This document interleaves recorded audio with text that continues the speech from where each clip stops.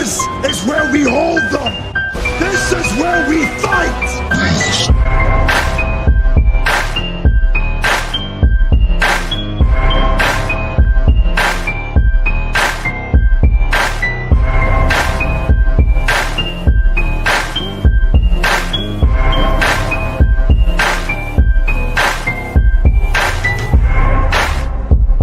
You are now listening to Sweep the Rack podcast featuring Brooklyn Rob and Big Mike.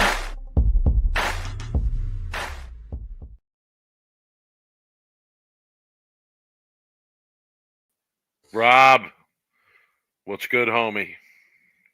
Yo, I am pumped, and let me tell you, bowling was good and all on TV, but seeing the Sweep the Rack logo every time someone's about to take a shot in the background made my freaking day, and it was incredible.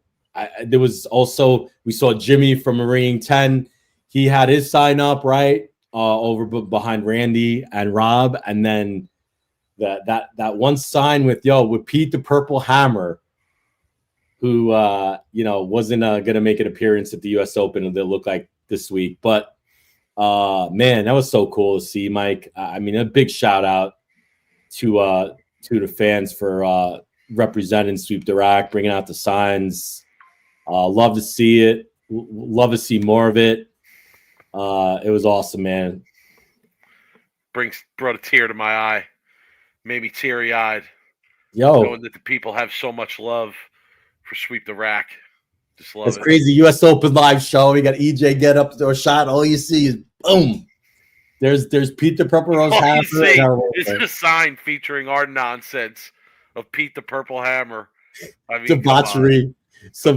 Literally debauchery. There he is. Jeremy, what up, man? That's Jeremy, the guy. Amazing, bro. He made the side. It was incredible. We want to have you guys on. Email us, sweeptherack@gmail. Hit us up. I tweeted you, Jeremy. I sent you a message, bro. We want to have you on, man. That was awesome.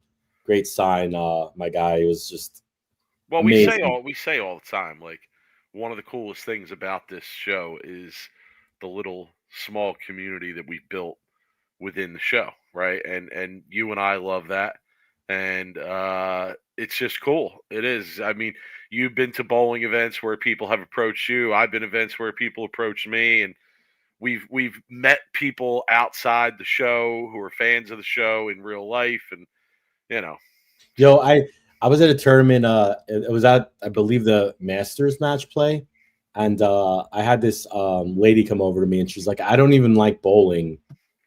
Mike, she was like, "I don't even like bowling." And I love listening to you guys. And I'm just like, who'd have thought, man, that such a debauchery of a podcast of ours, not of just straight nonsense, could be popular and people listen. But we've been doing this podcast over 5 years, and I still can't figure out people actually listen to us. Rob Scott in the chat was fading us. He was fading us today. This week. He says, "Thanks for the betting advice, Rob. I took the other guys and won." Listen, if you were fading us today, you made money. I'll say that, because we didn't make any money. But we'll talk a little bit about that later as we run through the tournament here. So I guess the first thing we got to talk about is our guy, and the Hall of Fame. Man, you knew it was coming. But you didn't. Yeah, you did, right? And that's the way bowling is, right? That's the way that things are set up, where it's not really a surprise, so to speak. But just to have it certified and for it to be, like an actual, hey, you're gonna get this recognition is just really incredible. You and I have had quite an interesting perspective on his career, right? Period. Like, going all the way back to junior bowling, going all the way back to even high school bowling. So we've definitely gotten to see, and I'm going to say we've gotten to see Billy O'Neill become Bill O'Neill. Yeah. Yeah, it's just interesting. amazing. So some interesting facts here, Mike. He's going to be inducted into the College Bowling Hall of Fame and the PBA Hall of Fame in back-to-back nights. I'm not sure if you knew that. So it's like the Bill O'Neill Hall of Fame tour mid-April because they do the inductions during the Tournament of Champions. And they're doing the induction during the National Championship for college, which both falls on the same week.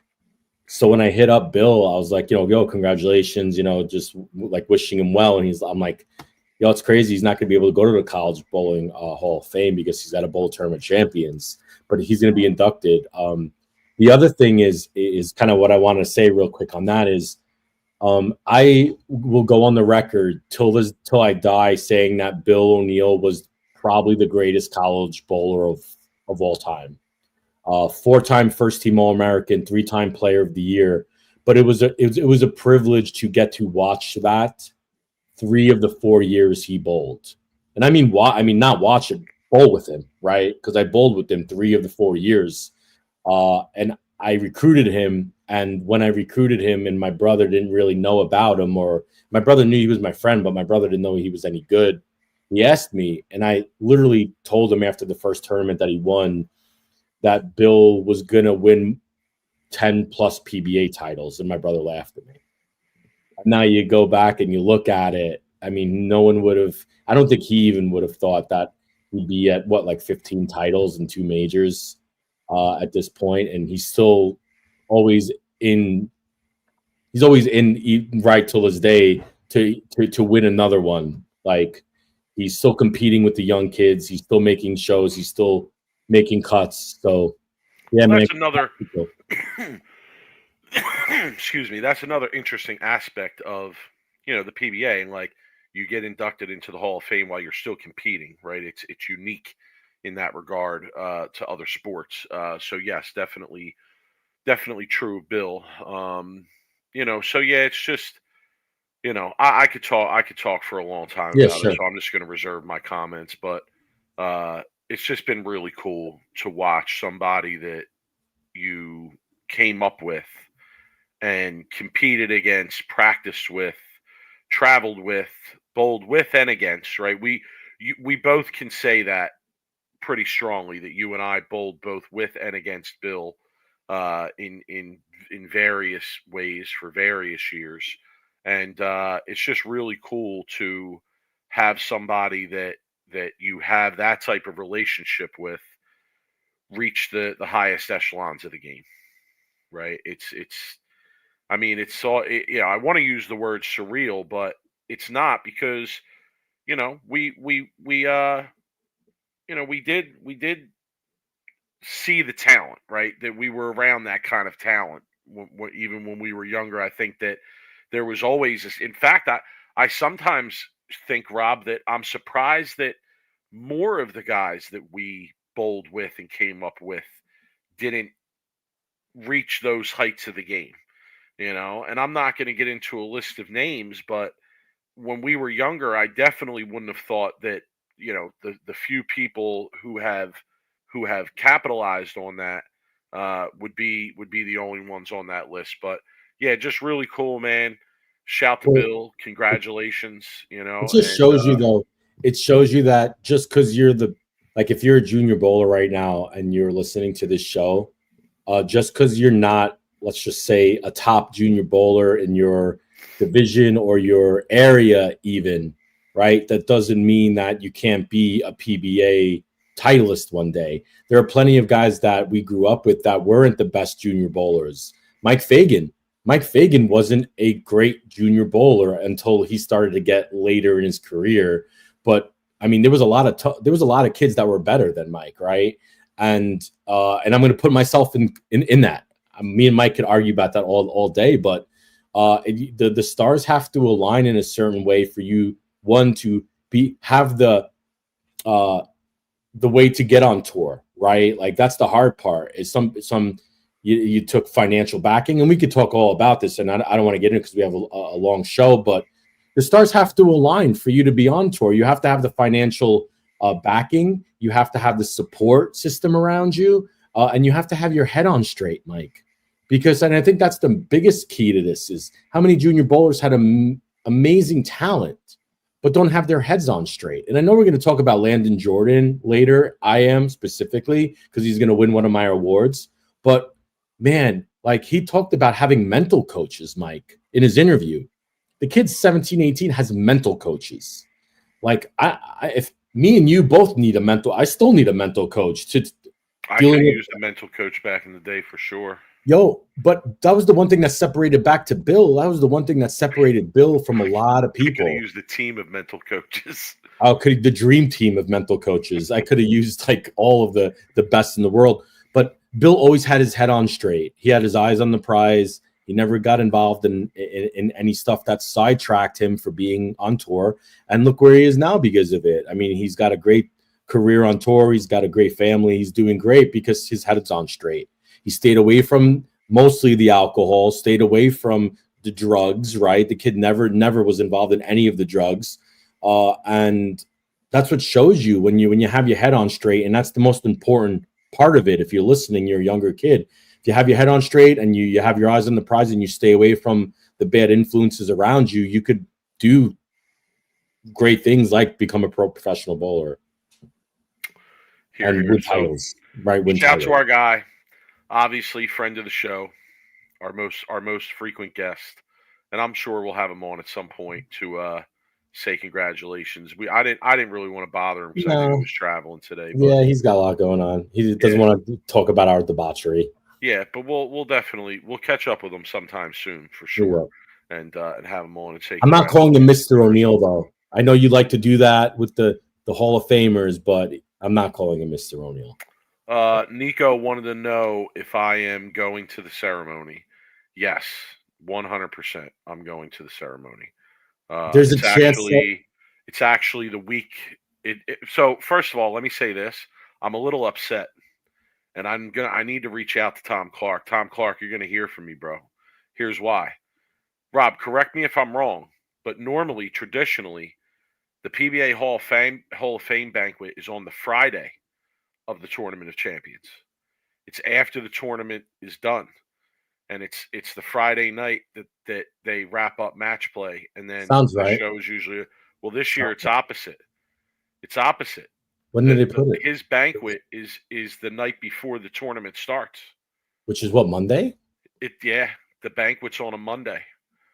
The banquet's on a Monday, and the tournament starts on Tuesday, and I'm a little upset about that. Because I feel like that's gonna interfere with our celebration. Yeah, and I'm wondering why that's the case. Did they do that because I said we were going to get thrown out wherever it is? I hope they didn't take me too seriously on that. Maybe, and they did definitely take you seriously. Yeah, there's a chance, and I might talk about it later, but I'm not talking about it now. But there's a chance I might not be able to go, even though I want to go. And if he invites me, which I've already reached out to him, and we could both go, I think it would be great for us to both go. But there is a chance, and it's going to be a good reason. I just don't want to talk about it yet. So, yeah, but if we are both able to go, I will take the flight out to Ohio. And like you said, though, it sucks if it is on a Monday and it starts on Tuesday, because I would love to be able to fly in on like a Wednesday and just like watch the bowling for Thursday, like the final day or whatever, and then stay for a show if even, and then fly out. But if that case, like I would have to take a whole week off of work, and I'm not about to do that. So, yeah, there could be some logistics challenges there, but we'll cross that bridge when we get to it, I think. But I can tell you, I will 100% be there. The fam's rolling with me to Ohio as well. We're taking a spring break trip to Ohio. Oh God, see our guy get in touch. Why couldn't it be somewhere nice? Sorry about all the Ohio people. We're gonna try to find a few good stops along the way, but gotcha. Yeah. So okay, moving forward. I know why the people show up here every week to hear our show, and it's mainly because of my league review. People want to know how I did in league. They want to hear what's going on with my league antics. I have a couple things to say. I'm bowling like poop, honestly. I'm just bowling like poop, bro. I'm just throwing it terrible. Like I'm making spares, which is my saving grace. That's why I'm not embarrassing myself, because my spare shooting's been pretty solid. But yeah, my bowling is just not up to par. And honestly, I don't have the time to invest in it. And I'm not really that worried about it. But it is frustrating bowling on really hard stuff uh, when you're not throwing it very good. So And I'm and going to when ask you you a have an question. idea of what you need to do and you can't execute it, I think that's one of the more frustrating things for me. So I'm going to But ask you a go question. ahead. And I was thinking about this, right? Let's just say, like, for instance, and I'm going to use my own right now, what I'm going through to kind of relate to what you're talking about. So right now I'm having challenges with my back. I'm waiting on an MRI to get done, but there's a chance that I might have to really calm down my bowling. Okay, like how much I bowl. So, like, what if I'm not able to bowl like 10 games a week, and I can only bowl, let's just say 3 games a week, 4 games a week? Uh, in that instance, and I know you hate the house league, and I know you hate the house shot, but if I can only bowl 5 games a week, if there's circumstances or where bowling a house shot is like acceptable in that sense, because I don't have the time to practice or I don't have the ability to practice, because I feel like when you're bowling a sport league, like you really need to like practice and invest in your game to a certain point to see yourself get better. Because if you don't, and you're doing what you're doing and you're bowling 3 games a week, you're not practicing, you're not investing in your game, and every week you go back to the sport league, it becomes like you don't want to go. It's just you get unmotivated to bowl a sport shot. So I'm asking you that, and I know how much you are against the house shot, but I wanted to ask you that question. What if I don't have time or money to invest in practicing to get better? Is bowling a house shot reasonable? No, I disagree. I would not say that it is. I don't think that house shots Just so have stubborn. any place at all. I am the enemy of fun, and I remain the enemy of fun. You're right.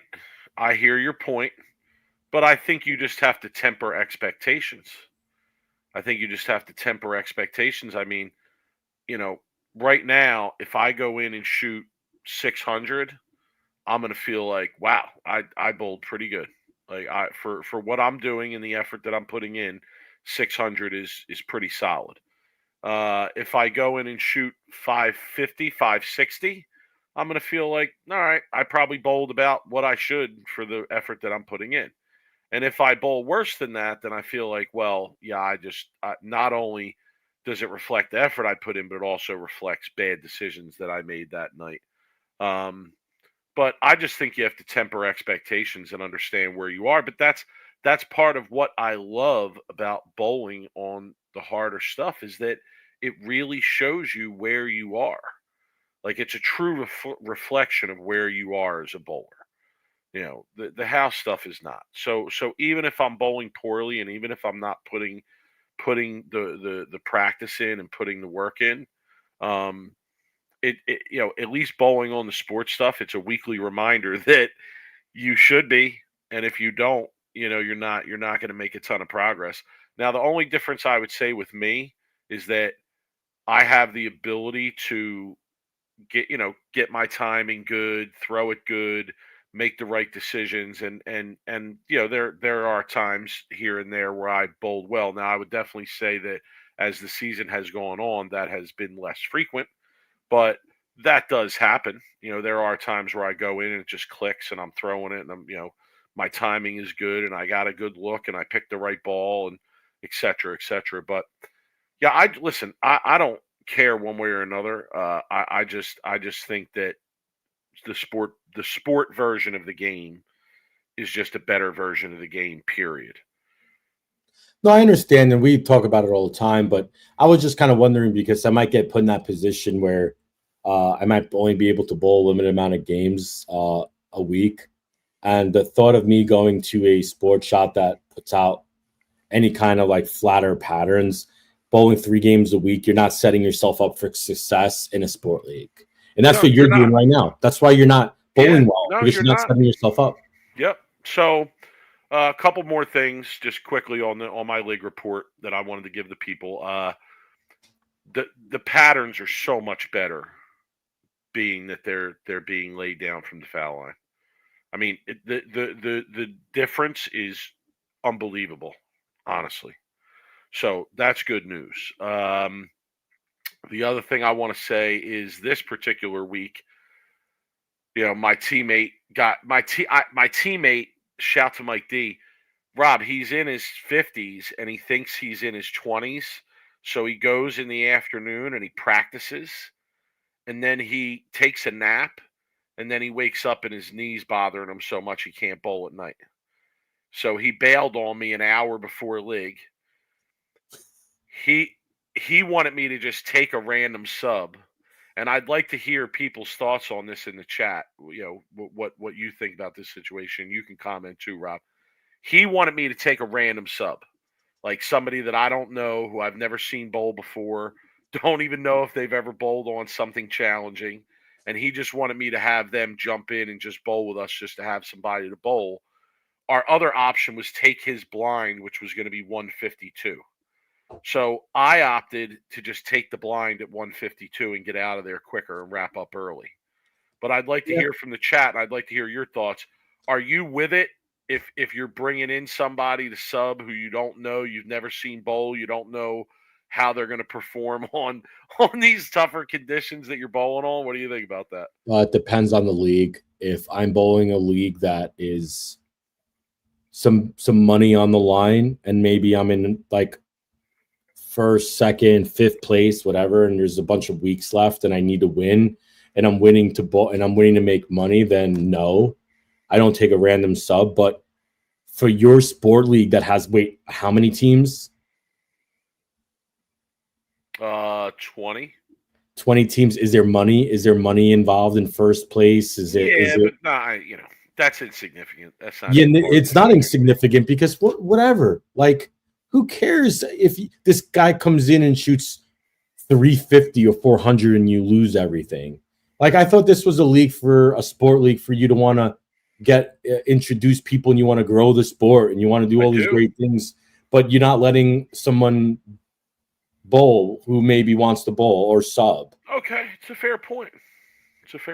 Let them bowl. Who cares? But I'm saying, if you're like in fifth place and there's money on the line, and you're like, oh crap, I can make $1,000 a man. Right.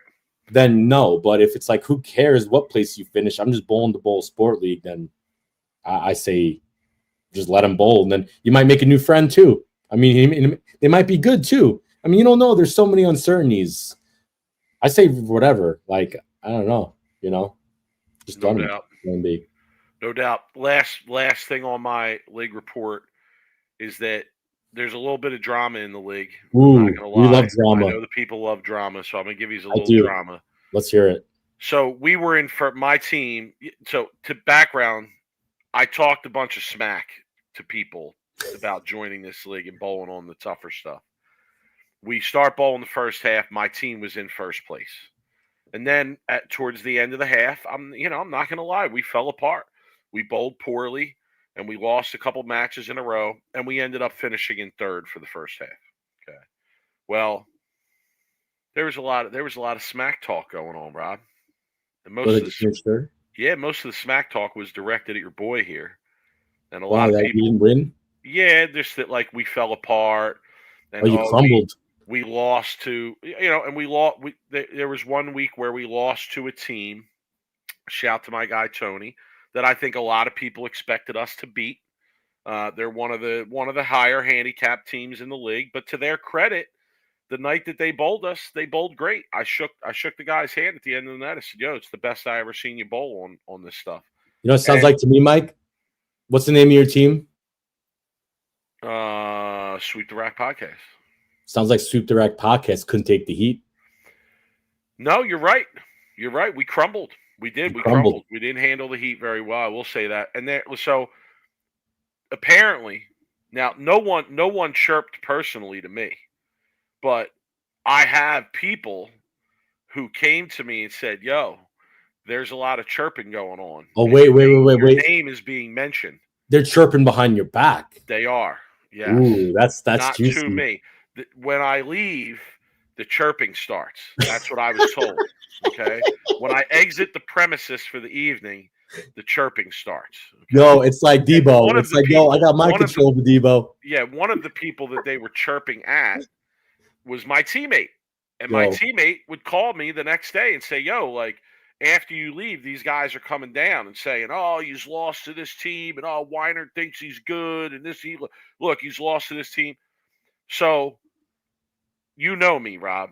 Yeah, you're gonna call him out to bowl action. I did. I had to call out at least one of the people that was chirping. And what I they had do? to tell them, listen, I know I didn't bowl very good at the end of the first half. You're entitled to chirp. You can come and chirp right to me if you want. That's fine. But I'm gonna ask you if you want to bowl. So if you want to go, I think I offered 20 a game and 20 for set across for the whole second half whenever me and this person are in the building bowling. And I told him, if you want that, you let me know. But they didn't give me a response right off. So obviously the confidence level isn't super high there. That's funny. Well, we'll keep us posted on that action, Matt, if they let us go. I will. I'll keep. Speaking of action, real quick, I know we want to bring Mike. We got Mike Flanigan coming on. We got a guest. We got a guest. Surprise guest tonight for the people. Real quick though, I had dinner with Robert Smith last night. Oh yeah, okay. Yeah, and he told me between you and I and nobody else listening, I had him dead to rights, and he knew it. And I don't know what that makes me even worse that I lost that match. But he admitted I had him dead to rights. I knew he had him dead to rights. He knew he had him dead to rights. And I that 2-10 that I left still haunts me, and I still lose sleep over it. So, not being said, enough of our bowling shenanigans. We both suck. Let's bring on Mike Flanigan, who loved to see Mike back this week in the booth on Bowl TV. Was surprised to see him because I didn't even know he was back. But I've been off social media. So, Mike, what's happening? Hey, what's up? How's it going, guys? Man, look at that setup he's got. This is a real content creator right here. Mike. This guy's a professional. Okay, we're amateurs. We're amateurs. He's a professional. Let's be honest. If bowling was huge, this would be the team right here. It would be the professional content creator with the people who like to talk a lot about the content, right? So, it is what it is, though. What are you going to do? But, Mike, welcome. Return guest. I mean, friend of the show. So, open invite. Yeah, and I think I speak for the whole Sweep the Rack community when I say we were all happy to see you back on Bowl TV this week. Hey, thanks. Yeah, it was cool. It was good. It was good to be there. I thought they did a tremendous job in Delaware, to be honest. I'm not just saying that. I thought the wireless camera, Tom Hess down in the trenches, that's not an easy job to do. I thought they did a great job. I thought Craig Elliott, thought it was the best point he's ever ran in his entire life. I thought being the point guy, having to do the reads and everything, I thought Craig really stepped it up in Delaware. Yeah, I have. I mean, it's early. It's only 2 events, but I have liked what I've seen from Bowl TV thus far. Especially the in-match interviews. I like Jimmy Callahan being in a part of the booth.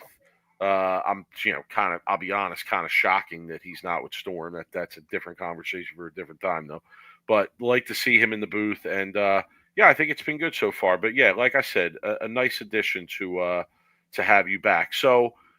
Mike, what do you want to do? You have your own agenda of things to talk about here, or do you want to go through our rundown with us, or what do you want to do? Well, a couple things I wanted to talk about with you guys tonight. Go ahead. Because there was something going on in there that I thought was really important this week that could be good for you guys and could be good for our entire industry. Did you guys catch Jared Poland's podcast on the Frono's Photo channel that was posted last week? No. I'm familiar with him because he's a Philly guy, and I know that he's been involved with the PBA a little bit, and I do follow him on certain social media outlets. But no, I honestly, I didn't even know that he does a podcast. Yeah, so it's right on his YouTube channel, and I'm subscribed to him, and I looked through all the YouTube feeds, and it said Frono's Photo, we're doing a bowling show. Okay, so it kind of captured my attention. So on the way to Indianapolis on the first trip, because I did the PTQ filling in for Craig because he got caught traveling. He had some traveling issues, so I drove up there back and forth twice. I listened to the Poland podcast, and I kind of knew what it was about because last year they had some film crews following everybody around as they were pitching a show to I don't know, networks, anybody that would want to pick it up, right? Well, on his show, it's public knowledge because he said it on his show, is that it has been picked up. It has been green lighted, and it's with a really solid network. They won't say who, but this week at the U.S. Open, guys, I wish you could have seen it. There were so many rigs in there, and when I'm talking rigs, I'm not talking about like what we see in bowling normal, a Rode mic and a handheld on a Joby Gorilla Pod. These guys, I'm talking harness on, thing up over their head, a wire hanging down that holds the camera, big boom mics going everywhere. If you saw on Bowl TV, several guys had mic packs in their back pockets. I believe that they've got a show that's going to be around this time next year debuting on one of the major streaming platforms. I just don't know which one. I don't know who's picking it up, but if it does for bowling what it's done for Full Swing with golf and the F1 driven to drive or whatever the thing was, this could be groundbreaking, guys. I mean, it was fascinating to watch this in the center. And our guy Jimmy, I saw Jimmy there, and of course he does work with me, and I know the guy Isaac who's working on this with Jared and the rest of the crew. I've known Isaac pretty well. I've gotten to know him because they're working on a Pete Weber piece simultaneously, and I've been a little bit involved in some of that. For those that don't know, he used to play wiffle ball with Pete Weber, but right. Go ahead. That's right. Another story for another time. Again. So anyway, so I saw Jimmy was there. He told me he was coming, and I went up to Isaac and I go, hey, in all these documentary shows, don't you need those guys that are there that are like media people, but yet they're like fans of bowling, and he's the meme guy, because you always see like these people on these shows where it's like, this person writes for The Onion or something, and I thought, man, wouldn't Jimmy be great to be in this documentary talking about different bowling things, And so I introduced them, and I guess they talked to him for like an hour, right? Which was really cool. So Jimmy might be in this thing. And of course, guess what he does? He talks you guys up to him. So you guys might be getting a phone call about this to be part of this. Oh man. Yeah, I got a phone call from Jimmy on Friday, actually. And he had mentioned this to me and given me the rundown. And I saw the documentary crew when I was in Delaware, and I talked to a few people about it. So I was aware that was going on, but hearing Jimmy talk about us, the way he told me he talked to the people that are involved in this about us, I was just like, oh my goodness, like what are you saying to the bro? But listen, I mean, he has a point though. I'm gonna say he has a point. Like we have somewhat of an interesting perspective over here on the whole thing. Not to mention that if we're going to do this, if the bowling community is going to do this, if they're going to take this step, can we please present the gambling side of bowling to the people that are going to watch it? Let's get word out that you can bet on bowling. Let's show them some of the degeneracy that we are involved in over here with betting on bowling, and let's try and attract our fellow degenerates from other sports over here to the bowling realm. Can we make that a part of it? Please hit me up, email me. I will send you the receipts from my Bet Rivers account. Okay, this should be part of the sales pitch. I feel like I'm on a different angle than Mike here. I mean, yes, I agree. I love the gambling of it. I freaking took a bath today betting, but I really hope they use this as like an avenue to get people directly relationship with the players themselves, using this as platform to showcase the personalities of the pros, right? Getting that connection from the viewer to the bowler.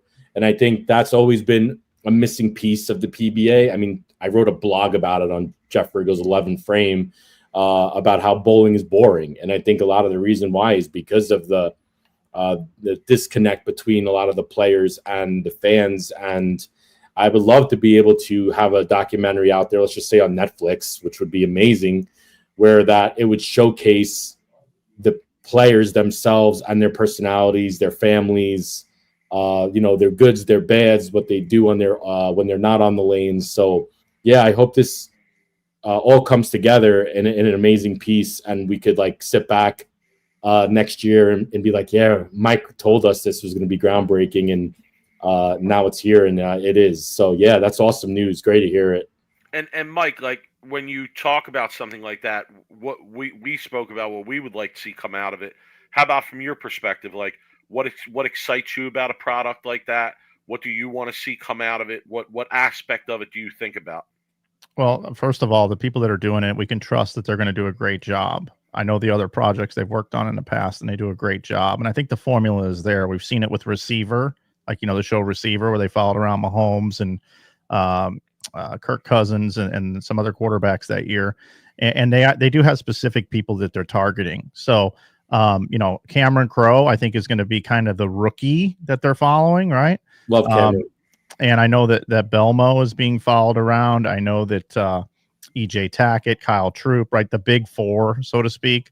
And then, obviously there's going to be some guys that have networked really well that are personalities as well. Stu Williams, for instance, he's really close with Poland. So I think Stu Williams is going to get some love in this thing. But again, I'm not behind this. All I can tell you is what I kind of know. But this is what I know. Impressions is a big deal. It's why when you drive down the highway and you see David sunflower seeds, it's there for a reason. Because if you're getting tired driving along, hey, stop and get some David sunflower seeds. You'll help stay awake. And there's a convenience mart, and they all got David sunflower seeds, right? So you just makes you think about them. And if we're on a Flix or on a Zon or on a Peacock or, whatever this thing, where I don't even know where it would be going. I really have no insight. But if people are scrubbing through and it says, what's new this week? And all of a sudden, here's another sports show. And if it's, I hope it's dropped at the right time of the year, right? We need to drop when there's a lull in sports, in my opinion. I don't want to see this thing drop when college football's rolling, NFL's rolling, basketball's going, hockey's going, baseball playoffs. Let's not drop it that week. And I know these guys are smart. Let's drop it when things get a little quiet, right? But I think it's going to be really, really good. And all we need is more eyeballs. I mean, everybody's been talking about, how we need to be in the Olympics all these years. People talk about how, all we need is just some major sponsor to come on board. Seems like every time we get a sponsor, they're here and they don't renew, right? This is an opportunity to actually drive traffic to bowling through the fans, as opposed to asking an advertiser for money or something like that. So I'm really pumped about it because I think it could be really, really good for us, and not only good for, the industry. Like, we'll sell more bowling balls. I was talking to Tyler Jensen about this, and we'll sell more bowling balls. We'll build more bowling centers. We'll have more people go bowling. You guys will have more viewers. If the gambling thing takes off like you talk about, Big Mike, 3 of us are going to be benefited from that in the biggest way possible, because we're insiders that can tell people who to bet on, and you can use our promo codes and get a percentage back from your first deposit, and then we're hooked into what they do. Like, it's unbelievable if we can get more people interested in this sport, and this one has a really, really good chance. So I'm pretty pumped about it. No, it's good to hear. It's good to hear. It's excellent to hear. Love to hear that. All right. Do you have anything else for us, or do you want to stick around for our rundown? You want to hang out for a bit? What do you go ahead? You have the floor, sir. Yeah, no, I was just gonna. I sent you guys a note because I happen to be back here in my office at the end of the month where I bill all my accounts for my apparel business, and I just got home, last night from Indy, and I was just in the office and I saw you guys were popping on, and I had a vested interest in hearing your opinions of what you thought of the show, what you thought of the oil patterns this week. There were two things that I kind of thought were important. One of them was when I was on the air, I think I kind of, I don't know if I overplayed this moment or not, but I wanted to make sure the audience knew what happened, which was that last game of position round. You're bowling 48 games. 48 games to get to a show, right? I mean, that's a long time. That's a really big time investment. And we all know those position round games are going to be emotional, pair to pair to pair to pair, right? And I feel like 10 years ago when I was doing this job at like Thunderbolt or something like that, when they're coming down to try to make the world championship, or maybe it was at South Point, there was always with the older guys, they kind of knew, okay, Weber's bowling. I'm not going to get on the approach right now, right? It's just not a smart idea because there's a really good chance either he's going to strike and the crowd's going to react, or he's going to split and he's going to be walking around slapping his leg on tilt, right? And if I want to have a clear path to the lanes with no distractions, I'm waiting for Weber to finish. Now, I realize pace of play throughout the rest of the event is really, really important to keep things moving, but we all know that position round is just so damn important. So Graham Faw, the most easygoing guy out there. I mean, this guy is no jackass. This guy is just very cool, calm, and collected. When he goes up there and he leaves, I think it was a 9-pin, if I remember, it was an 8 or a 9-pin. He was a little disappointed that he didn't strike because he needed it to guarantee to make the show because Belmo was coming. And he did kind of one of those bird pirouette things, you know. I didn't go back and rewatch it, but that's what I saw with my eyes. And it was, you know, a few pairs away from where Belmo was, right? And Belmo, he was coming. He was bowling awesome. Like, I kept trying to paint the picture. Belmo's coming. I even said one day he's going to average 240 tonight. Like, I'm rooting for Belmo. We need him back, right? And when he went up and made a bad shot and looked down that it was Graham's fault, that kind of was just like, come on, man. You know, like, you're Belmo, dude. Like, guys are doing these things. And maybe it's because he took it for granted that Graham never does anything. And it was such a shock to him. Like, Graham Faw ain't going to do anything weird. This guy never does anything weird. So I kind of get that. But I was really disappointed as a fan, not even as a commentator. I was just disappointed that Belmo didn't make a good shot. And we didn't get to see a good shot from Belmo because of Graham Faw. And then I got even more equally disappointed in Belmo because Belmo kind of started making a scene because he was frustrated. And Simonson didn't want to have to bowl on the Saturday show, and he needed a shot. And then he saw what Belmo was doing, which he should have backed off too. These guys need to back off in those situations. But I was kind of up in the booth. I couldn't believe it. I wasn't happy about it. The whole thing as a fan. And I just thought there could have been a better moment there for everybody involved. And I was kind of sad about it. But at the same time, it's that drama that's so interesting. Tom Clark was standing behind me because he wanted to know all the numbers and everything. And it's easier to see it up in the booth than it is standing there.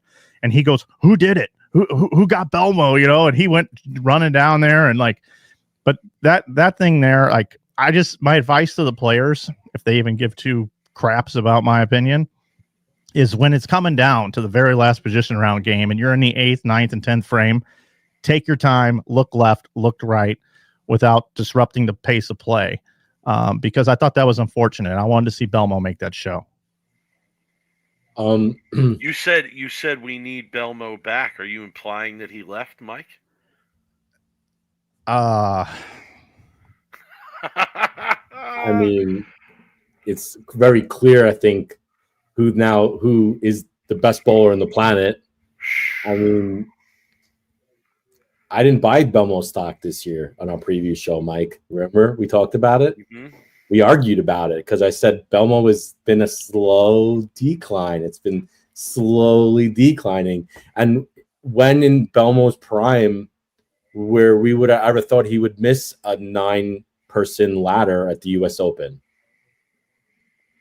It's a legit question, right? So I see Mike Flanigan's point. Like, yeah, like he needs to start winning again before we put him back in the map. But he's always going to be lurking. And Mike, let me ask you, Flanigan, let me ask your opinion. What do you see different about Belmo now that we're on that topic? Like being there and seeing and you watching. I mean, you're probably the only person that watches more bowling than Big Mike, and Big Mike doesn't get paid for doing that. So, in your opinion, though, what do you feel like that Belmo is missing these days? I don't know, to be honest. I mean, I get myself in trouble sometimes because sometimes I feel like I'm a ball rep or that I actually am really good friends with these players.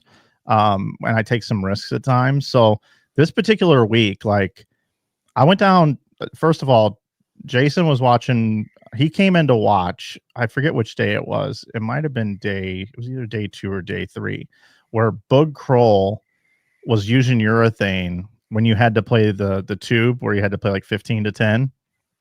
And Bug Kroll bowled like 240 the second game. And I was like, Belmo is so good at using urethane 15 to 10. And he's so good at speed control up and down. And I just thought, man, if he puts it right in that part of the lane for the first 3 games or so and then moves in with reactive, he could average 240 tonight. So I said on the air, Belmo's going to average 240 tonight. I was like going crazy, and Belmo was in the house. So I took my headset off and I went down to talk to Jason. Again, totally something I shouldn't probably be doing, but I don't know why I'm compelled to do it.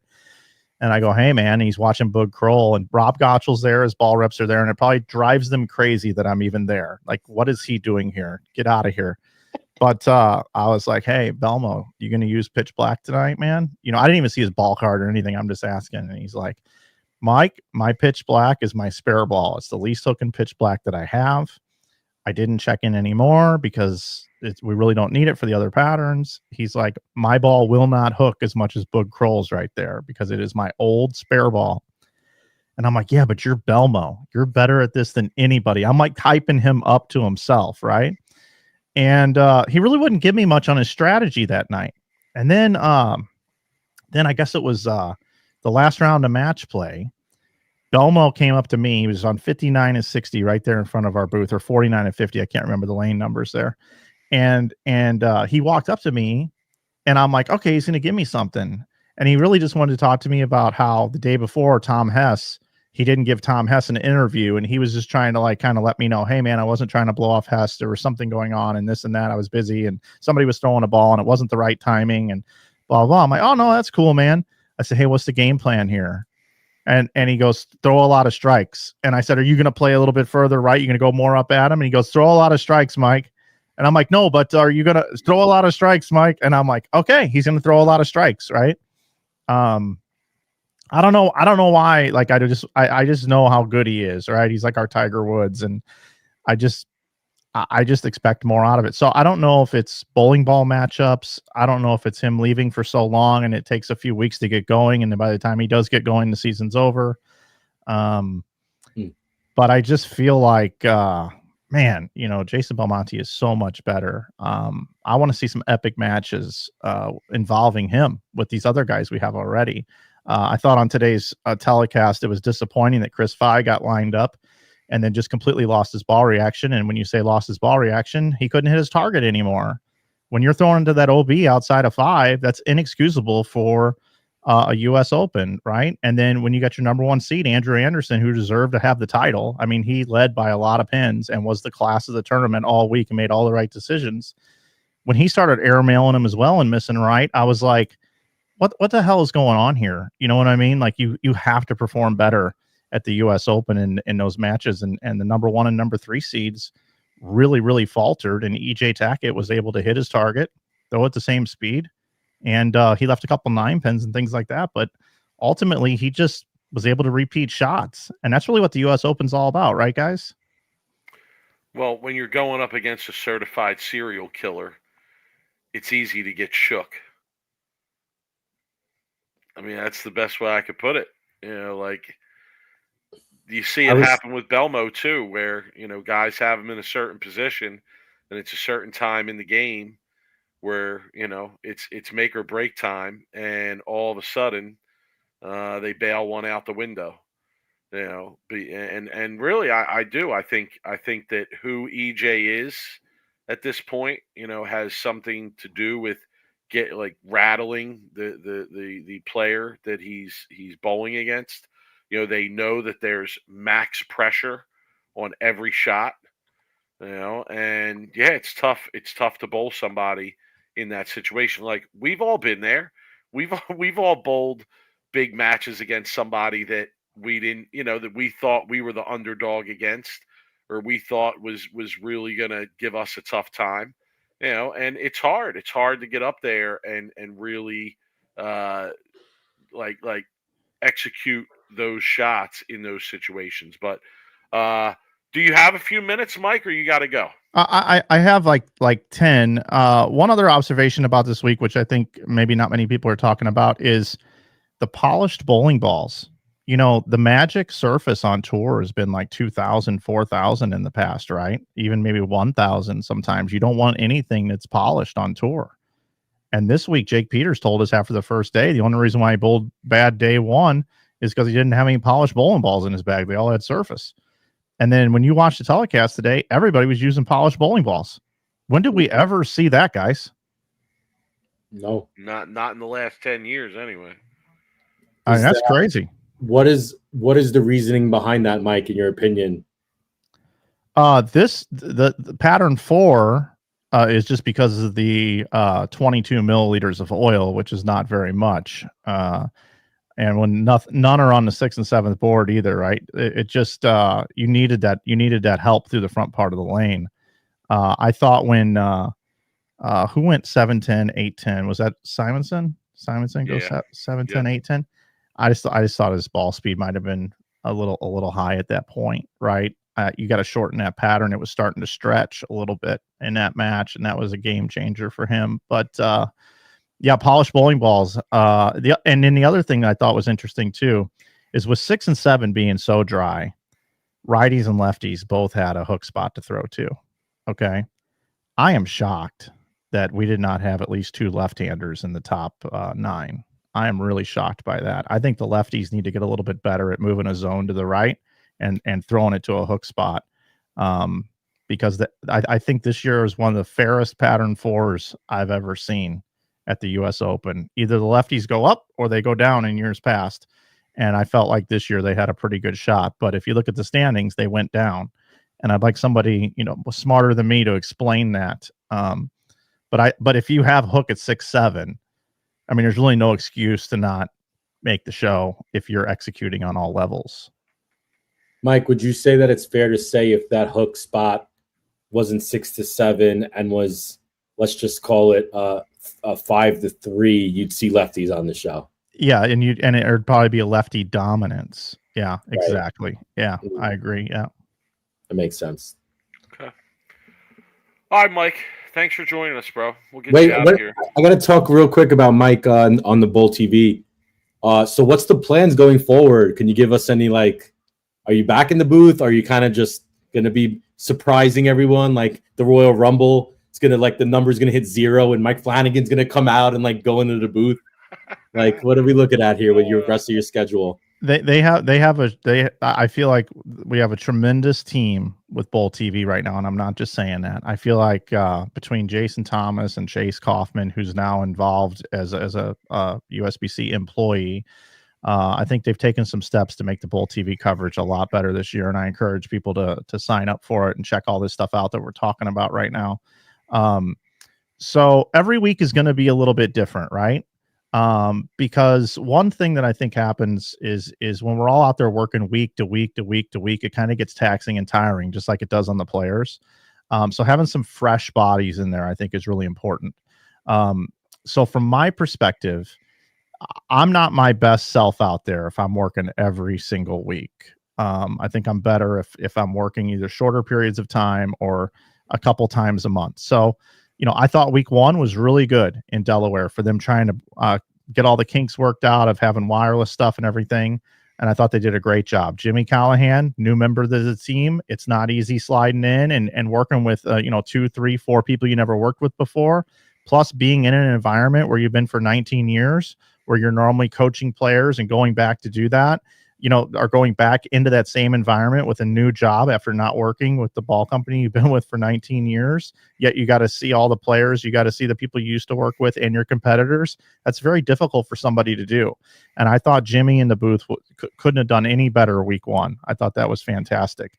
But you never know how that's going to work out. So from a staffing perspective, he hit it out of the park. He hit a home run, but you never know. He could have tried to bunt and pop out to the catcher. We have no idea what he was going to do. But he was great, right? Well, we had this set up for the U.S. Open this week to where I was coming in bringing in Dave Lamont, who has TV experience for the major, right? And then Craig Elliott, who's kind of our anchor. I mean, he's the guy that's out there every week. It's not his full-time job, but let's face it, it's his full-time job, right? Craig's been doing this a long time, right? I like Craig in the booth. I like Craig. Yeah. Craig is who Craig is. We all have our own personalities, and I can tell you he couldn't be a better teammate. So to answer the question about me, though, now we move on to Chicago. I get to come back, be in this office you guys were talking about. I get to run my business. I get to do my thing. I get to be a fan and watch Bowl TV on the new Apple app and all the stuff they got going on. And this week they're bringing in Emil Williams Jr. Ooh. So right, see, yeah. Look at your reaction, right? Mike Emil. Right, Mike Flanigan, who? Right, Jimmy Callahan, who? Right. No, Dave Flanigan, the goat. No, this is a good thing though, right? Yeah, now the fans get to look forward to having Emil there this week, and it doesn't have to be Flanigan's not there, right? Like, I mean, this is a good thing. No, we'll still talk about smoothest voice in bowling. Well, smoothest voice in bowling. So then I believe Missouri, and I don't know the whole schedule, but Missouri, I think you're going to get Callahan back, and then Hess is going to spend more time in the booth, I believe. I'll be in Nevada at the Nevada Classic, and it'll be my first time to work with Jimmy Callahan, so that'll be really cool. And then you will see me at every major this year. I will be involved in the telecast in Bowl TV at every major. And if these guys keep doing as good as they are, and if I keep saying stupid stuff like Chris Prather has a college degree and he doesn't, I might be the one holding the camera, following people around because they're doing a better job than me. So, but I'm proud of the work they've been doing. So that's kind of the plan right now. Cool. And just so you know, I have nothing but amazing things to say about the Amazon Prime app that I downloaded. And I literally watched you guys for 2 straight days. I can't chat because I'm talking about Bowl. Oh, you're saying Prime TV, Bowl TV app. Okay. Yeah, I have a TV over here that nobody could see. When I work from home, I'm able to watch. So I work from home on Wednesdays and Thursdays, and I watched you guys Wednesday and Thursday from the start to literally 5 p.m. And it did not crash or pause one time. It ran as smooth as it ever ran, and I was very happy and very excited about now I have it on my TV here. I have it on my TV there. I'm so excited. The only problem is I can't like chat. Once in a while I'd pop in and be like, Mike's back, let's go. And then I would like go back to working. But yeah, if you guys have Bowl TV and you pay for it and you have an Amazon Prime stick, I really recommend downloading the Bowl TV app. It works tremendous. So I got 2 minutes left, if that's okay. And I want to just rapid fire a couple things. One thing is merch is kind of my thing now, guys. That's my main livelihood, right? I'm wearing a Hammer hat right here, not because I'm on staff, but because I sell Hammer hats on InsideBowling.com. So if anybody wants to check out merch, check out InsideBowling.com. We've got all the manufacturers on there. We got licensing deals in place with all of them. And we're doing a lot of influencer things, guys. I think we need to have a conversation offline about getting some Sweep the Rack merch on Inside Bowling under the collaborator section. We're already doing it for Brunsnick. We're doing it for a lot of other people. And I am so pumped that we launched KyleTroopBowling.com just after the first of the year. Kyle Troop has merch now. We're working closely with Kyle. It's a really cool collaboration. So check that out as well. Support Kyle Troop. And then the last thing I want to leave you guys with is, anytime I go to Indianapolis, I've always reached out to Mike Albee. He and I have become friends over the last 5 years. He spent 2 different blocks in the booth with me.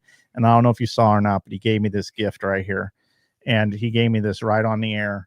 That is a autographed Chris Schenkel Bo Burton plaque from the 1988 Tournament of Champions that he had in his stash. And he gave it to me on the air. That's incredible. That's like a bowling fan's memorabilia like dream right there. That's incredible. I love that. Holy crap. Guys, I almost cried when Albee gave it to me. I'm just going to tell you, I was almost weeping like crazy, man. Mike, one day we'll give you a signed Brooklyn Rob Big Mike autograph picture that you could put on your wall right next to that. Yeah, that might actually make me cry, guys. Mike, we love hearing from you, man. It's awesome to see you back in the booth. For this whatever time we get you, we're all excited. I know a lot of people, especially our fans too, we're happy to hear you back. We look forward to Bowl TV, and I love seeing. I don't know if you saw that meme I posted about Tom Hess, but I posted the meme of him, the Undertaker. He's always lurking with the microphone, and like he's got a tough job because like I remember when bowlers would bowl really bad, and then all of a sudden like someone would talk to you after you bowl bad. The last thing you want to do is talk to someone. So he's got a tough job. That's what we need, though. We need Tom Hess sideline interviews where guys are frying like Tom Hess. That's what we need. Like, I want to see guys punch themselves in the privates during a mid-match interview. Okay, that's what I'm serious. That's what I want to see. I want to hear cursing. I want to hear foul language. I want to hear guys do negative self-talk. Shed Murphy might have a. I want to hear guys. I want to hear guys talk about how they suck, they stink, they're going to retire. I want to hear all this. I'm here for all of it. I really am. Flanigan, do me a favor when we get off of here. Your microphone is beautiful. Yeah, we got to get those mics. You got to let us know what mics you got. I know the people love my headphones. It's one of my trademarks here on the show is my giant racing tire looking headphones. But if you can make me a suggestion for a microphone like that, I would greatly appreciate that. Both of us. Send this over this is just the standard Shure mic that every musician uses online when they sing to people on their YouTube channels and stuff, and it's kind of the goat. I think Rogan uses the same mic. Philip DeFranco uses the same mic. They all use this mic. Shure SM7B. Yeah, that's it. That's it. Okay, Mike, okay. We got to get that for the fans. They're always bitching about our tech. We need two of those. We're always bitching about the tech. I'm gonna retire the headphones, no doubt. Mike, anything else you want to plug other than Inside Bowling? No, guys, just keep up the good work. Keep doing your show. I love that you had the signs on the show and everything. I saw you guys tweeting about it. Yeah, so just keep doing your thing, and hopefully we'll continue to get more and more fans. Hopefully that show is going to be really good when they put that thing together and gets a lot more people interested in bowling. And I appreciate everybody supporting me, on Bowl TV and stuff too. I get a lot of shout outs and stuff like that. And I'm just like a kid in the candy store in the front row getting paid to actually watch bowling. It's pretty incredible. We love you because you don't ignore the chat. That's why we love you, bro. I'm gonna sign off Mike Flanigan in the way Tom Hess. All right, young man, go get it. Later, Mike. See you guys. Later. All right, Rob. We got to get into our rundown. It's what the people come here for. Yeah, the ladder. Everybody has their notes. People have their notes and whatnot. Running the ladder on a 9-man ladder is probably not going to happen. No, we're not doing that. We don't have enough respect for 9-man ladders around here to run. Do you want to talk about today's show though a little bit? Yeah, absolutely. Okay, so let's get into today's show and let's run today's ladder. Okay. So let's talk Simo, right? Simo, Bowling, Frankie. Man, I had that pegged from the first 5 frames. If the match ended in the first 5 frames, whatever I predicted on that match would have been true. Because when we talked, I said Simo's going to have a really good look playing to the right. Frankie's going to have the ball he was going to use. You said he's going to be using a gem or something that. I did. I called the ball and I said Frankie's going to have carry problems. We're betting Simo in the over at 435 and a half. And when Simo left that 7-10, it literally was the symbol of how my day is going to go betting. Yeah, no doubt. He literally crushed me with that 7-10. And as soon as he left that 7-10 and then left that 8-10 the next shot, I said, well, this isn't going to go really well. And I just didn't have a good positive vibe about the show. I do agree with Flanigan's feedback about Simo did get fast on the 8-10. I believe that they were talking about he was even throwing plastic in practice, which could have started the transition maybe a little bit earlier than he would have liked. And there was also that lingering back issue. But, it didn't seem to be really bothering him that bad when he bowled Doherty last night in the final match. So Frankie found it in the last half of the game. Simo didn't. And then that was pretty much the whole part, like the whole match. I mean, Mike, anything else on that match? No, I just think shout to Frankie for staying with it, and he's a grinder, man. That Yeah, kid's just a grinder. never giving up. You know, he was fishing, and he found it. And yeah, he was able to put it together and win. All right, so Frankie goes on to bowl Chris Vi, right? Yeah, And Chris Vi just we bet Frankie like and the over, right? We went good Frankie lord. and the over in that game. Ah, So obviously another loser there. no. Vi just bowled great. It's Vi just funny bowled because great.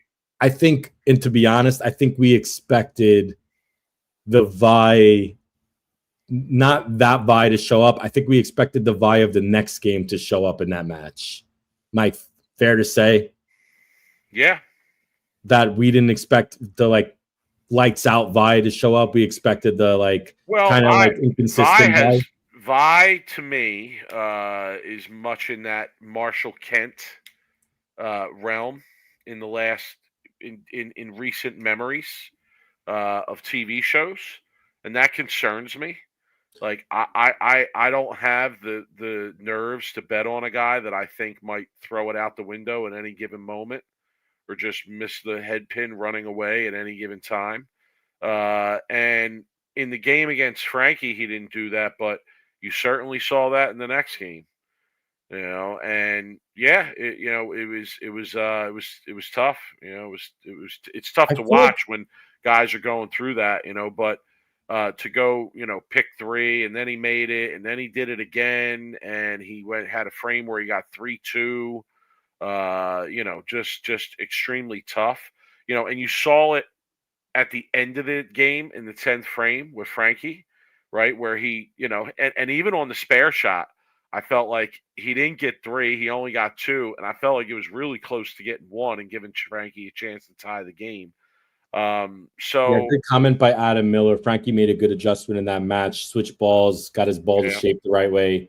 David Tolson, what's up, David? Frankie using a full roller layout, I think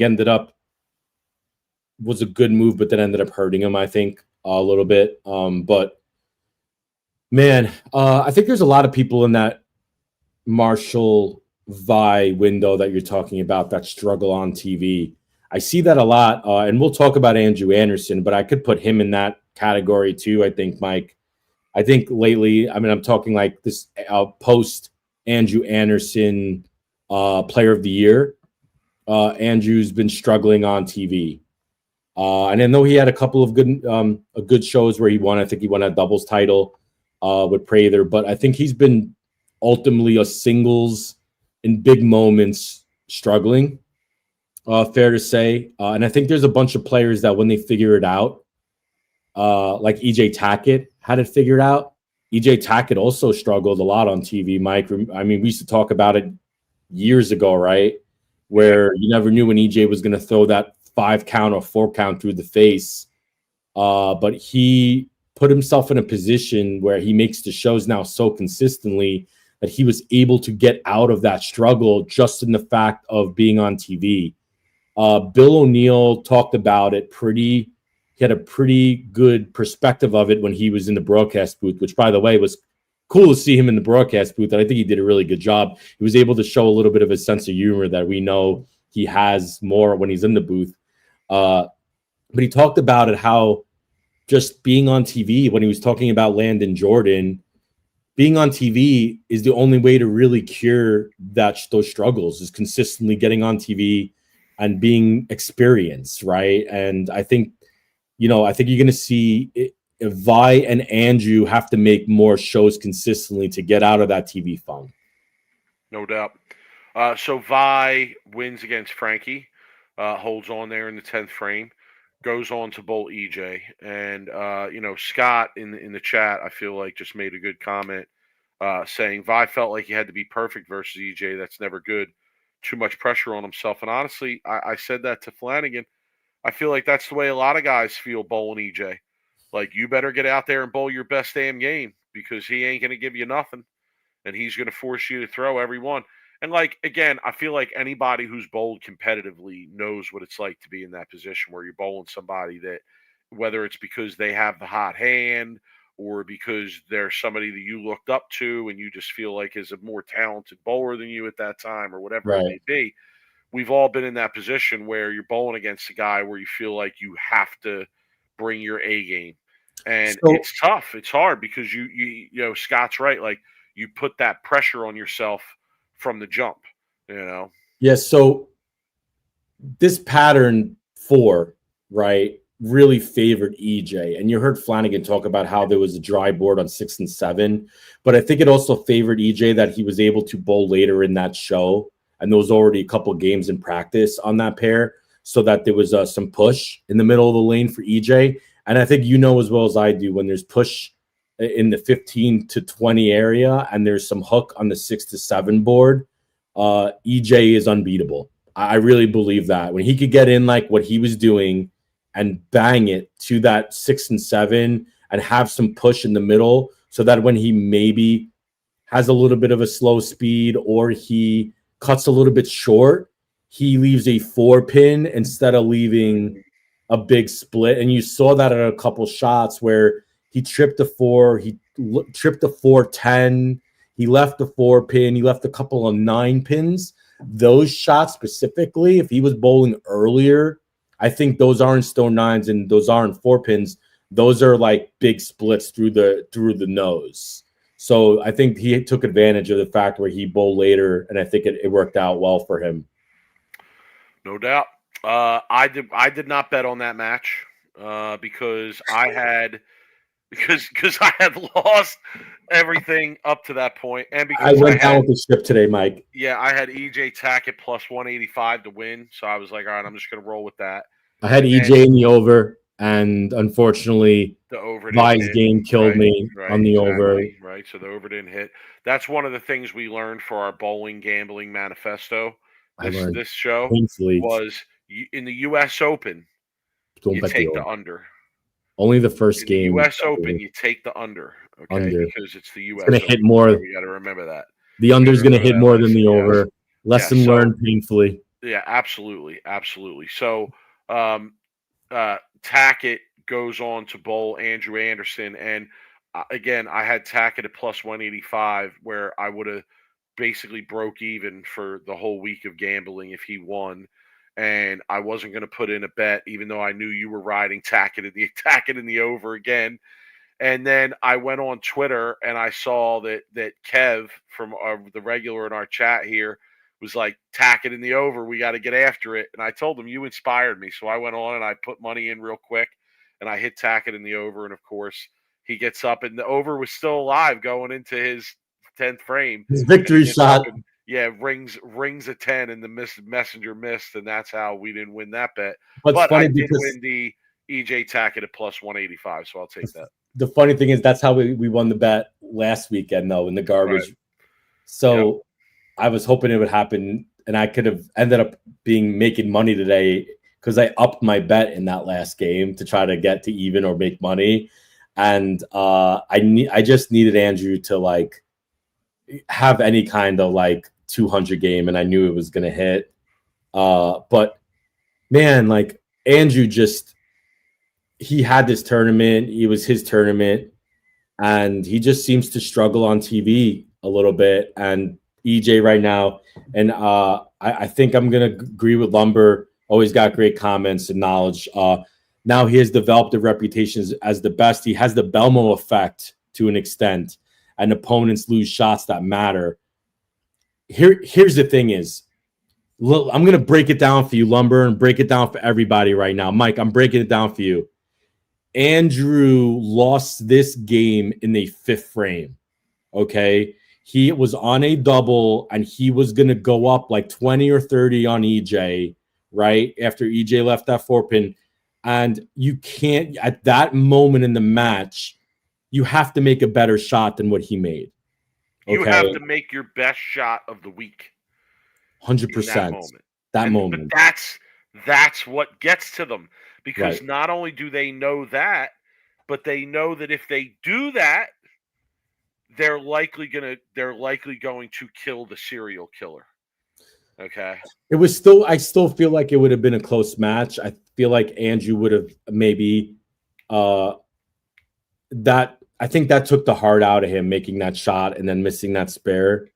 But he definitely didn't bring the heat, Lumber. He definitely felt the heat in that moment. You're bowling for the U.S. Open title.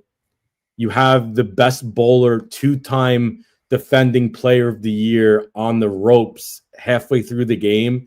And EJ just made, a mistake to a certain end, and you have to take advantage. So what ends up happening? It ends up flipping where EJ gets up and now has a opportunity to take advantage of Andrew's mistake. And what happens, Mike? EJ does it because that's where he is right now in his game on television and his game in the PBA. You can't let a mistake like that get away. You have to take advantage of EJ and go up when you can. And Andrew didn't. He made a terrible shot. He missed the spare. And then that was, to me, where the whole game shifted. No doubt. So EJ Tackett goes on to win U.S. Open title number 2. Obviously, the front runner for Player of the Year thus far already.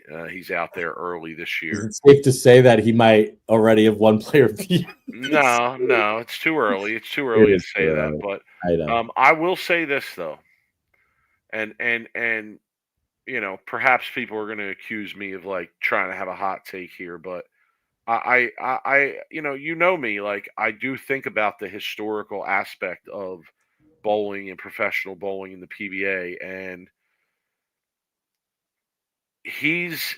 I'm not saying he's there yet, but if he continues this for the rest of this season, if he has another, multi-title Player of the Year season, okay, I feel like he's approaching conversation. If you want to call it that, I think you can, but I think he's approaching like really rarefied air of being one of those guys who like just decides he's going to win a tournament and wins the tournament.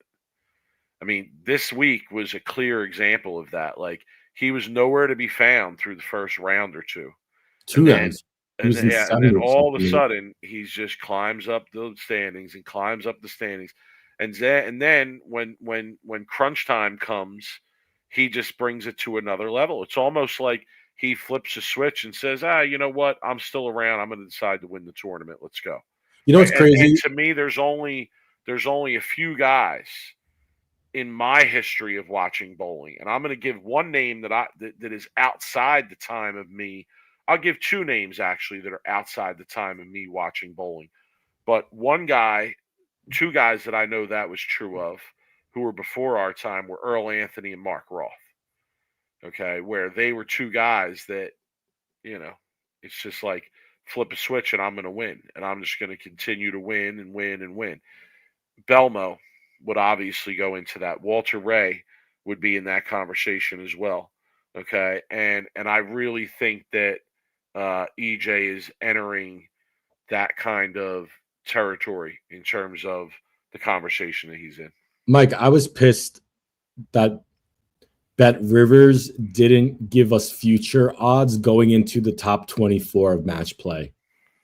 Because usually they'll do the revamped odds on the top 24, because I specifically went on to Bet Rivers to see what odds I was getting on EJ Tackett when he qualified, like literally what did he qualify? I have to go look at the numbers here, but it was close to almost 22nd, right? He qualified. So I was hoping I could get him at like plus 1,000 or plus 800. Right. And Bet Rivers smartened up, I think, and not giving those odds, because when I saw what he did in the last 7 games on pattern 4, and I realized that they were going to be bowling 24 games of match play on pattern 4. I said, dude, this is an EJ Tackett for sure, like tournament. And my brother called me up, and he doesn't follow bowling, and I just told him, even when Tackett was in 22nd, I said, this is EJ Tackett's tournament.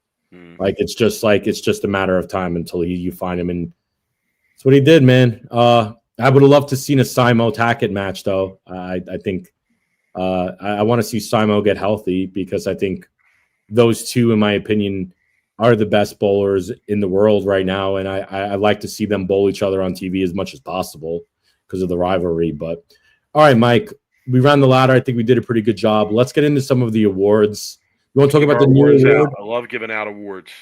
Talk about the new award. Someone on Facebook gave you a good I idea. don't have a new one. I didn't do the new one this week. We were supposed to debut that. All right, we'll debut it because the milk carton's terrible.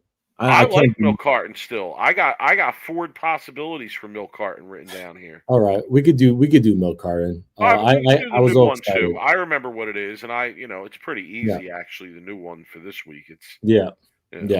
You only It have is 2 choices, but Okay, all right, let's go. Let's get spare shooter out of the way. Can we get spare shooter out of the way real quick? Sure. Because there's really only one viable option here, and that's Vi, because he picked 3 off the right and then got 2. He had a frame that was 5 total. Agreed. Hoss. Like, that makes me feel better about the way I bowl on Tuesday nights. So I appreciate that, but pretty brutal.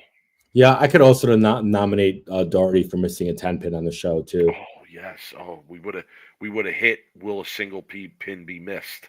Yes. Yeah. Yes. So Okay. that would have been my award. All right. So we got spare shooter. Let's do milk carton. Let's do milk carton. I mean, take your pick. I got a few names. I'm gonna go with Prather.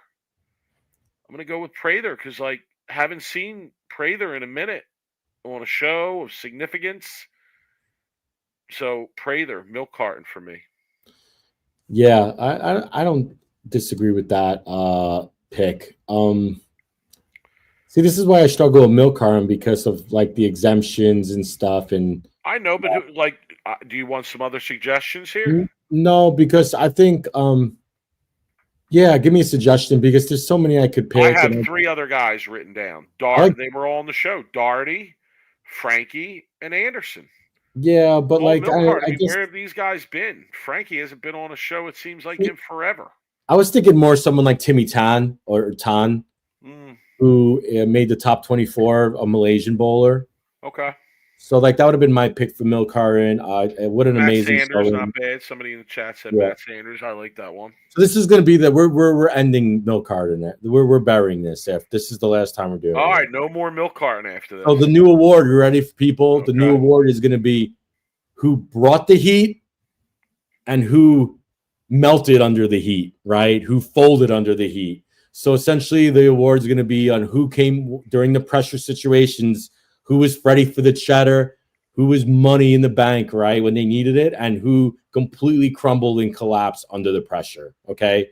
I had mine picked already because I did those, okay? I have to talk about Ryan Barnes, okay? Because Ryan Barnes, if you didn't, I watched a lot this week, okay? If you didn't know what happened with Ryan Barnes to get the last game to get into the top 24, Ryan Barnes getting up in the 9th frame was on a big game. He was on a 250 game if he struck out. And he got up in the 9th frame on a 4-5 in a row, and he missed the head pin right, and then he missed the head pin left and opened in the 9th to miss the show by 15 or 16 pence. If that's not folding under the heat, then I don't know what is, Mike. It's tough. It's a tough one. But he's still young, and he's still gonna learn from that. I have big expectations from Ryan Barnes, and I've talked about it all throughout the last few weeks. But I do think, as of right now, Cameron Crowe is front runner for Rookie of the Year after the first 2 tournaments. How could you choose anybody but Andrew Anderson here? Oh. I mean, you pick how could you possibly? No, you can't, because the situation in which Anderson couldn't handle the heat, okay, was the worst time to not be able to handle the heat. And you said it earlier. Man gets up with ball in hand, ready to go up on tacket and really put his foot on his throat, okay, and reverse that feeling of I got to strike every shot to now my opponent feels like they got to strike every shot. Okay. Right. And man gets up and he literally pitches it out the window, leaves a mess, leaves something again that I would leave on a Tuesday night. Okay. and fails to convert it. And that was, I mean, you might as well have poured chum and blood in the water with a bunch of sharks around the boat. I mean, it's the same thing. Agreed. So yeah, I mean, I don't see anybody else who you can give that award to. Agreed. All right, Mike. What's the next? What next award you want to do? I see you, Hoss. It's an easy one. There's Landon only one Jordan. choice. It's Landon Jordan. Landon I see Jordan. you, Hoss. I see you. We didn't even We talk see about you, that. Hoss. We see you, Hoss. Let me talk about Landon Jordan real bowling. quick. The kid is 18 years old. Okay, he's still in high school. I know they pounded it into the ground yesterday on the show. So everybody knows it, right? But I don't think anybody understands how amazing of a run this kid has had. Last year, U.S. Open, he made the top 24.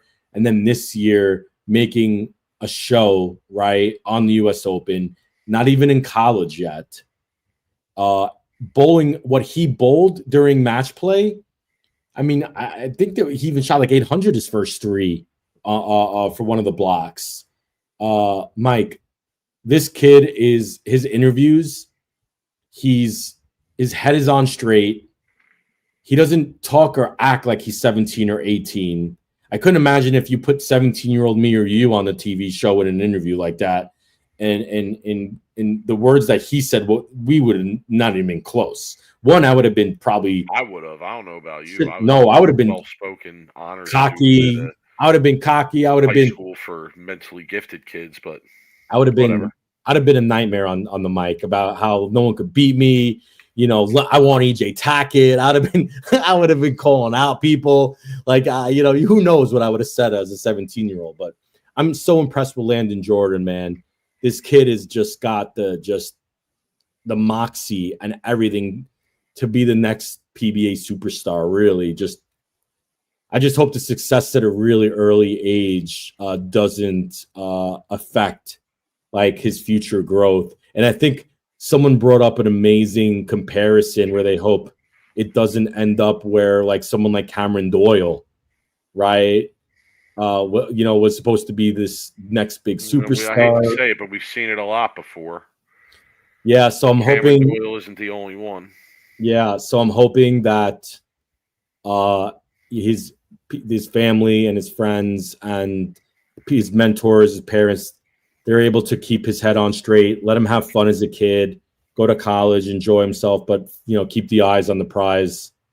And hopefully we could see this kid, win a title. So yeah, I'm a big fan. I see you, Haas, Landon Jordan. Okay, we got to wrap this up because I got to go. So we're gonna make this quick. Sure. Dumpster diving gold medal. Mike Davison. Great pick. Because of how good he bowled in Delaware. I mean, the kid made a show, and if you have any kind of momentum, not even made a show, like he was favored to win to a certain extent, right? He led. He was leading, broke the 12-game single scoring record, has them all the momentum in the world, right? And then gets to the U.S. Open patterns and finishes 106 out of 108. Averaging 187. Shake it off. Yeah, Tom Corman's one, Cam Crow, both a lot of young talent, man. A lot of people. My dumpster diving gold medals this week is gonna go out to DJ Archer. Shout to DJ Archer. Like DJ Archer. Love DJ Archer. Big DJ Archer fan here. I am too. It's one of our boys, but I got to give him dumpster diving gold medal. I mean, you were down by the bottom this week, Hoss. Let's go. Let's get it together. All right, Rob, who you riding with? Oh, man. This is easy, too. We should both have the same answer, I feel like. Really? Because if you say EJ Tackett, I'm just going to I don't want to ride EJ Tackett. Okay. The baby's going to be crying the whole trip. I don't want to deal with that, crying. All right, so who you riding with? I want to ride with Cameron Crowe, man. Okay. I want to ride with Cameron Crowe. Yo, my dude seems so cool, dude. Just having just a cool, trip, man. The kid started his career with the PBA. Just bowling great, really, right now, right? I feel like he's starting to get the publicity, even this early. I just feel like, we'd have a good ride, man. I want to have Cam on, dude. We got to get him on. I feel like he would be great on the. We can definitely make that happen. I can personally attest that he is aware of Sweep the Rack, and Cool. I absolutely believe that if we want to make that happen, we likely can. You're wrong about your answer, though. The answer this week for Ride With for both of us should have been the same, and it should have been that we're riding with Bill. Okay. He got announced for the Hall of Fame, inducted to the Hall of Fame. True, I want to ride with my guy. I want to talk. I want to recall past stories of wins and reminisce as we ride to the next stop and savor this moment of our guy getting inducted, elected into the Hall of Fame. So that's the ride call. for this. It's a good call. I forgot about Bill. I forgot about Bill. All right, who's your not ride with? Oh, I'm not riding with Andrew Anderson. You know why? Because how great of a week he had. I mean, what an incredible week. Kid led pretty much wire to wire, on averaged over 220 on some hard stuff, right? But the kid is not going to forget about that fifth frame. He's just it's hard to sit back and just reevaluate and just reminisce that you had a great tournament, because you want to think about that. And I hope he doesn't. I hope he forgets it. Andrew, if you're listening, forget it. Move on. You're doing great. You're gonna do great this year. You could be a top 5 player out on tour. You were player of the year. Short-term memory. Forget it. Move on. Because I don't want this game in this match to affect the rest of his year and hurt his confidence. I'm not riding with Darren Tang. I'm not riding with Darren Tang because things ain't going well. I see his blog. It seems like he's contemplating the switch with to 2 hands.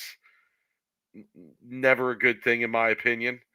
You know, when you've reached the professional level as a one-handed bowler and now you're going to make this switch.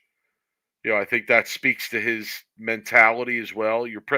Listen, and I'm speaking generally here, but if you're at the professional level already and you're thinking of switching from 1 hands to 2 hands, Hoss, I got a little news for you. You might be fried.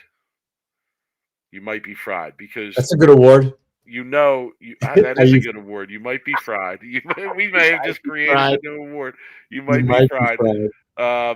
Actually, we should name it "I'm Fried, Hoss." I'm fried, Hoss, because you used to hear that at JBTs all the time. I'm fried, Hoss.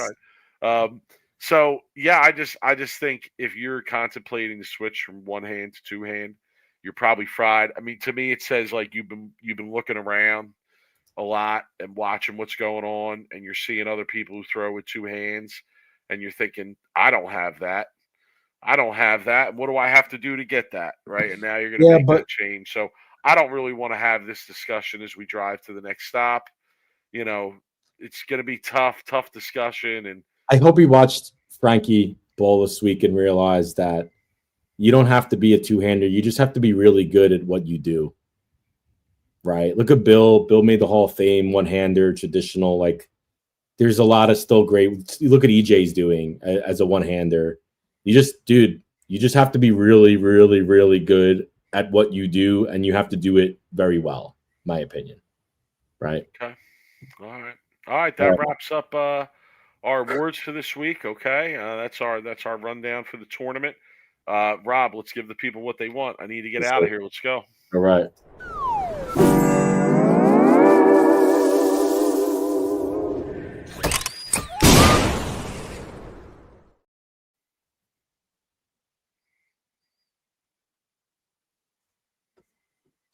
I'll go my worst of the week. It'll be quick.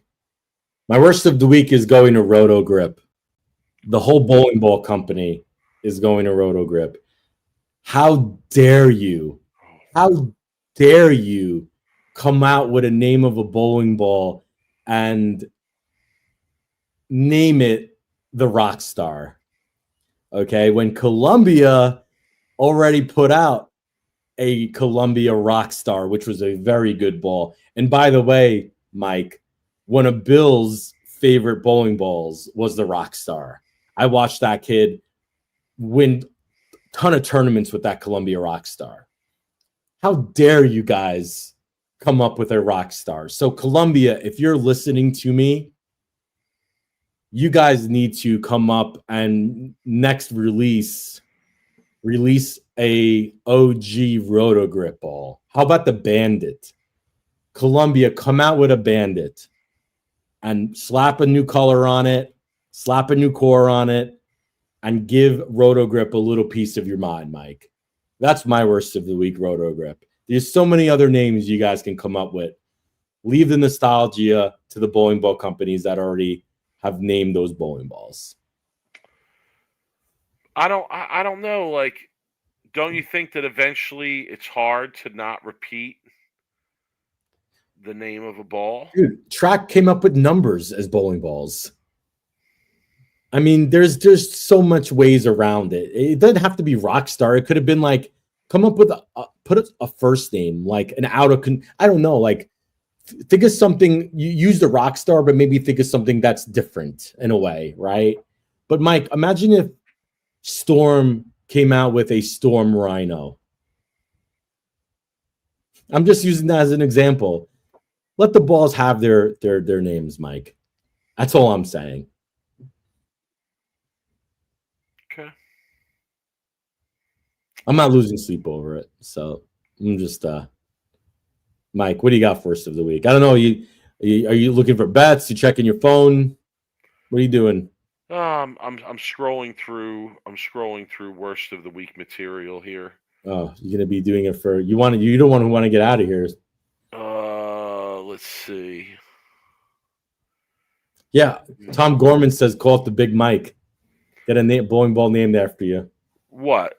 The new bowling ball, yeah. No reason to name a bowling ball after me. My goodness, please.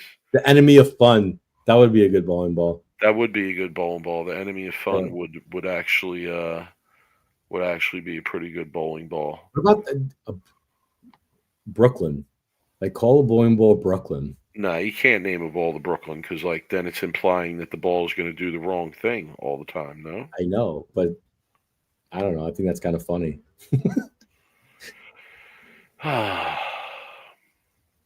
All right, Mike. Do you want me to hold on? I had my worst of the week and now I lost it. Do you want me to do another worst of the week? Because I got like 3 on deck that I could use. No, hold on. I just had mine and now I can't find it. Oh my goodness. I'm sorry. Hold on a minute. Let me look at some of these comments. It's not that the rap star. That would be a good one. Mark Cantor. How about this one, Kevin? Someone needs to name the ball the Pirate. The Patch Pirate would be a great bowling ball. All right, I got my worst of the week. Sorry. My worst of the week this week goes out to the USBC. Okay. I'm going to tell you why. Because traditionally, the U.S. Open has 24 games of qualifying, and then a cashers round of 8 games, and then match play. And when we started the week, there was a cashers round on the schedule. And then there was no cashers round. And I was disappointed by this. And it altered my betting schedule for the week. And I was not happy about it. So, number one, bring back the cashers round. I give you worst of the week for getting rid of it. Number two, if you're not going to have the cashers round, get the schedule right and make sure that it's not on there. So my worst of the week is the USBC this week. Sorry. All right. Let's wrap it up.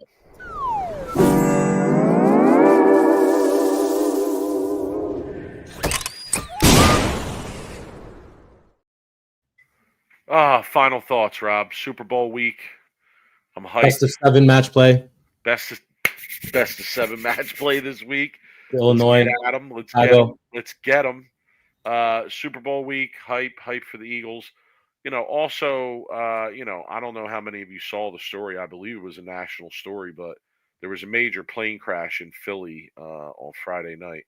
And yeah, it was right in the neighborhood where I grew up. Just want to give a shout to my Northeast Philly people, man. It was a wild scene down there. If you checked any of it out on TV, but yeah, pretty crazy. So yeah, those are my final thoughts. Also want to say, sweep the rack for all your betting needs, for all your bowling betting needs. Sweep the rack. So throw that out there. My final thought is real quick. I want to know the reasoning behind. I was watching the qualifying this week at the U.S. Open, and I noticed that there were 3 players on a pair for the most part. I think all of them had 3 players on a pair. So I know when I bowl 4 people on a pair is probably the perfect amount of people bowling on a pair when you're qualifying. I think 3 people, the pace is actually too quick, especially when they're that hard. I feel like having the extra player on your pair actually gives it a better tempo, gives you some time to think about some strategy, make shots. 3 people, I think, could be really quick. My question to the USBC and maybe the powers that be who are listening is, why are you giving 5 players advancement out of the PTQs when 95 people are bowling? Would it have been that hard for them to add an extra person and have 4 people on a pair and let more people in from the PTQ, which might have meant more entries? If they would have said we're letting 15 people, and I'm just using that as a number instead of 5, you might have gotten 150 PTQ entries. I just want to know. I understand them not wanting to put 5 on a pair. I think that's way too slow. I think 4 in a pair is the perfect number, and I would just like to know the reasoning behind that. No doubt. All right, Rob, we went to super overtime for the people tonight. We hope they appreciate it. Thanks for Flanigan for joining us. We always appreciate him coming. Email us, sweeptherack@gmail.com. We love hearing from the people. We love the emails. Have fun, Tarzan. Also, follow us, subscribe. Give us just like and subscribe. We appreciate that. It helps us out. Check us out on social media, mainly on X is where we do our bowling conversation. He's at Brooklyn Rob 11. I'm at the 215. Give us a follow on there.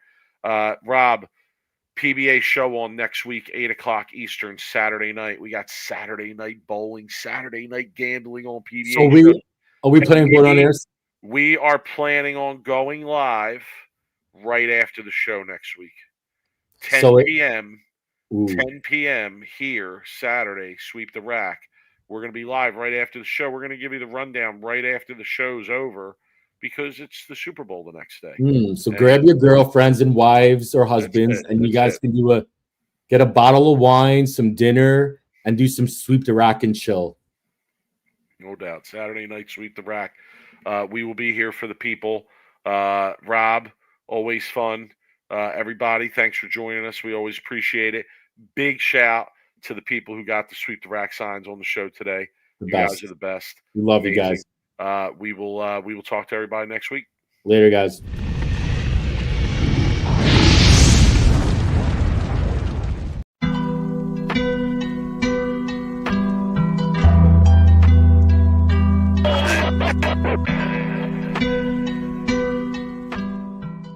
You are now listening to Sweep the Rack podcast featuring Brooklyn Rob and Big Mike.